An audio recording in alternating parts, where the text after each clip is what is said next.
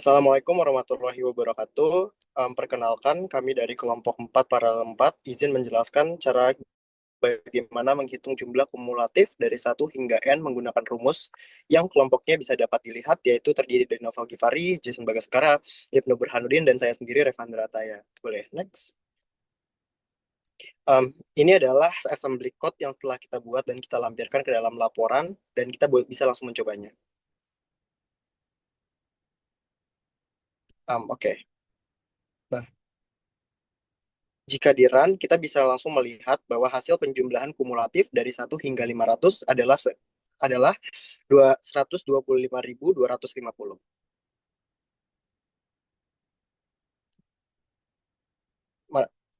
Oke, saya sekarang melanjutkan untuk menjelaskan bagian pertama, yaitu analisis mode pengelamatan. Yang ini tuh langsung dibagi menjadi dua. Pertama ada immediate addressing, dan kedua adalah register addressing itu sendiri. Oke, next. Nah, kita bisa lihat dulu perbedaannya. Mode pengelamatan immediate adalah dalam yaitu nilai operan yang sudah menjadi bagian dari instruksi itu sendiri. Keuntungannya tidak memerlukan referensi memori tambahan untuk mendapatkan operan, sehingga menghemat satu siklus memori. Kekurangannya adalah ukuran operannya menjadi sangat terbatas pada ukuran field atau alamat di dalam instruksi itu sendiri. Kita bisa langsung lihat contoh-contohnya di dalam code yang sudah dibuat. Misalnya adalah INT2 dan INT1. Angka 2 dan angka 1 kan adalah nilai immediate yang menentukan nomor intrup yang akan dipanggil nantinya. Atau juga ini bisa dilihat dari at IAX 1, yaitu nilai 1 adalah operan immediate yang akan nanti ditambahkan ke konten register IAX. Ya, yang lainnya juga sama begitu contoh-contohnya. Nah, kalau yang kedua itu cukup berbeda. Yang itu tadi yang satu immediate, yang kedua adalah register. Dalam mode register addressing, field operand itu merujuk langsung ke sebuah register, bukan alamat memori kayak tadi.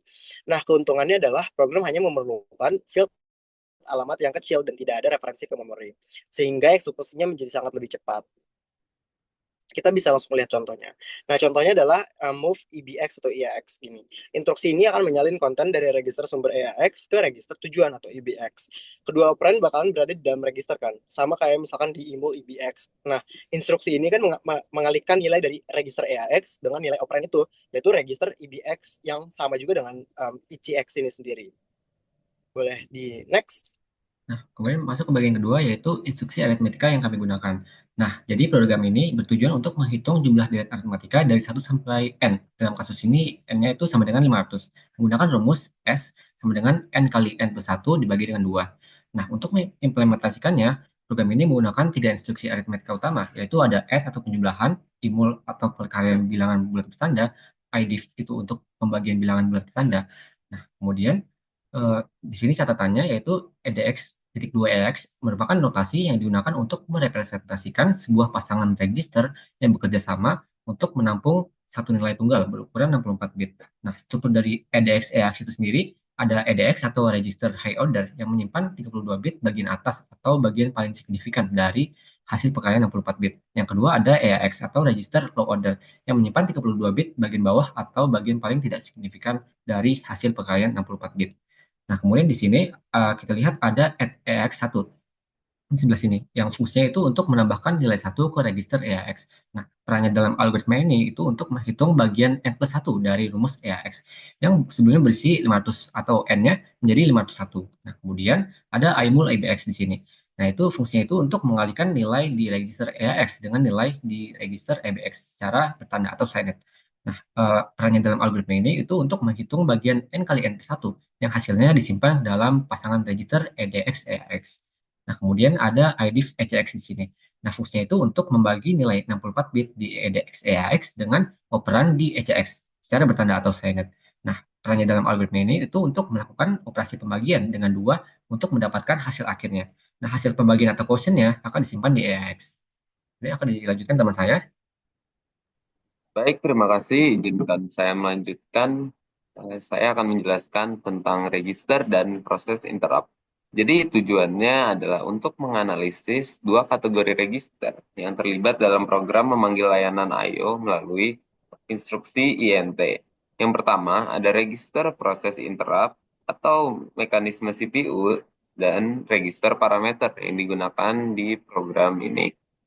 Baik, untuk yang pertama, register proses interrupt yang merupakan mekanisme internal, fungsinya menyimpan konteks atau status program agar bisa dilanjutkan setelah interrupt selesai. Register yang terlibat ada EIP, Instruction Pointer, yang berfungsi menyimpan alamat instruksi selanjutnya untuk kembali ke program utama.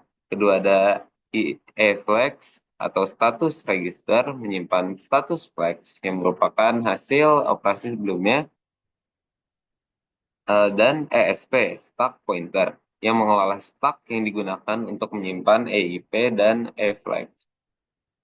Lanjut, yang kedua adalah register parameter yang digunakan oleh program ini. Fungsinya adalah membawa data atau alamat sebagai argumen untuk interrupt handler. Register yang terlibat adalah EAX yang digunakan untuk panggilan I/O atau input-output dalam program ini. Untuk INT2 itu berfungsi mencetak string. Dan EAX berisi alamat memori dan string. Dari string, mohon maaf. Dan untuk INT1 yang berfungsi cetak integer, EAX berisi nilai integer yang akan dicetak. Saya dilanjutkan untuk bagian 4, yaitu analisis data dependensi atau data hazard. Di sini kami akan mengidentifikasi 3 data hazard, yaitu write after write atau true dependency, di mana instruksi membaca operan sebelum instruksi sebelumnya selesai menulis gitu.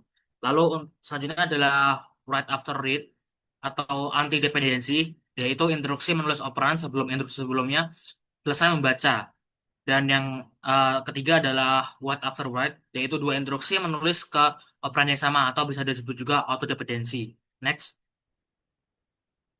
Yang pertama adalah read after write. Jadi bisa dilihat kalau add IAX1 itu harus menunggu instruksi move IAX IBX selesai menulis ke IAX agar nantinya waktu dioperasikan selanjutnya ke add IAX bisa mendapatkan data yang terbaru gitu. Next. Lalu untuk selanjutnya adalah write after write, yaitu salah satunya adalah pada instruksi move move IBX AX, yaitu membaca AX harus selesai sebelum move AX STR adalah yang yang menulis ke AX. Jadi instruksi yang di atas yang move IBX AX itu harus selesai dulu sebelum instruksi selanjutnya harus dijalankan. Lalu lanjut. Yang terakhir adalah hazard write after write, yaitu instruksi C atau add AX1 itu menulis ke AX setelah instruksi B move AX EBX menulis ke AX. Jadi mereka berdua mengakses AX ke dalam waktu yang bersamaan dan menyebabkan WAW, write after write hazard. Next. Terima kasih atas perhatiannya. Apabila ada kurang dan lebihnya kami mohon maaf.